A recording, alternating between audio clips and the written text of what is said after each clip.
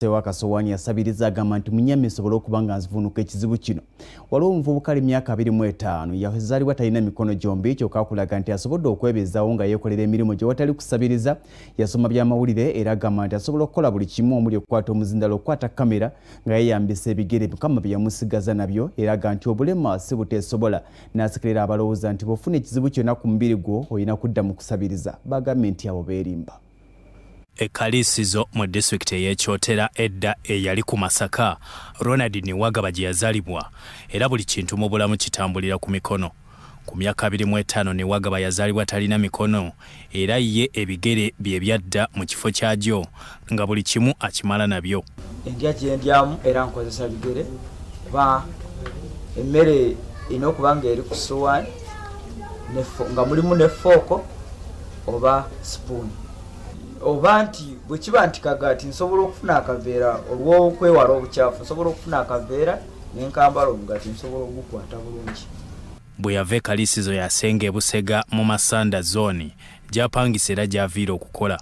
Kino tekimwevumya bulamu kuba talina kiseera kyakwekubagiza era kyamuwaliriza okusoma amawulire nga kamera azikwasisa bigere. Nze nganze muli mu mutima gwange nze neenyumiriza kikyendi kubanga ate ebbanga lyentambulidde n'ebitundu byentambatambuddemu ate oluusi nina bensanga ate nga nina kyembasingako.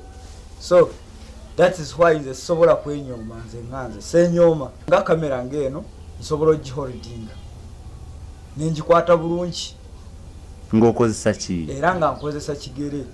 Tannaggwamu ssuubi wadde omulimu ogw'amawulire tegunnajja era agamba obusobozi abulina. Reception nsobola okutuulawo, nsobola okukola ku TV, nsobola okukola ku radio kubanga bye nasoma, kubanga ebiseera ebisinga kyena beesingirako nnyo. Bwe kiba nti kwogera nsobola okwogera, nsobolera ddala kukola program ate n'abantu ne beewuunya.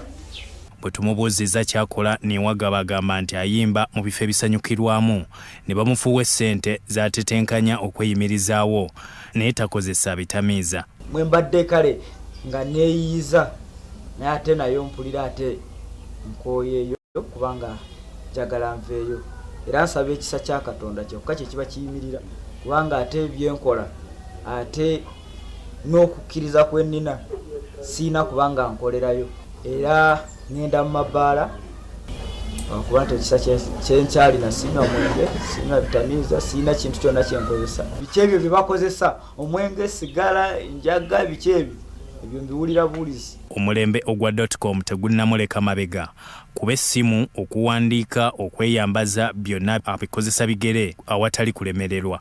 Ronald Niwagaba yayatula obulokozi n'abatizibwa era tagwa kusaba okubeera ku ttaka ettukuvu ery'e Kanani nga ne ku Sande eno yabaddeyo ng'afundikira ekisiibo eky'ennaku 14.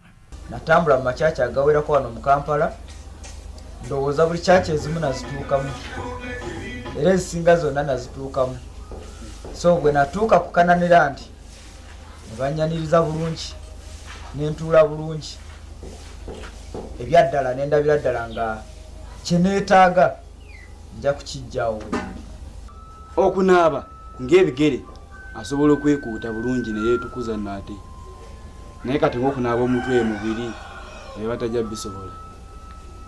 Oyo yenna ali eyo nga oluusi ng'ali nganze oba ng'alinzo ali okunsingako ate n'obeeramu n'omutima gw'okwenyooma, nze obubaka bwe nnyinza okukuwa kubanga eno ensi gye tutambuliramu ffenna twenkanankana ate ffenna Katonda yatutondera mu kifaananyi kye. Manya nti gundi kyasobola okukola naawe osobola okukikola. Byatumwebaze Godfrey, Sorot TV.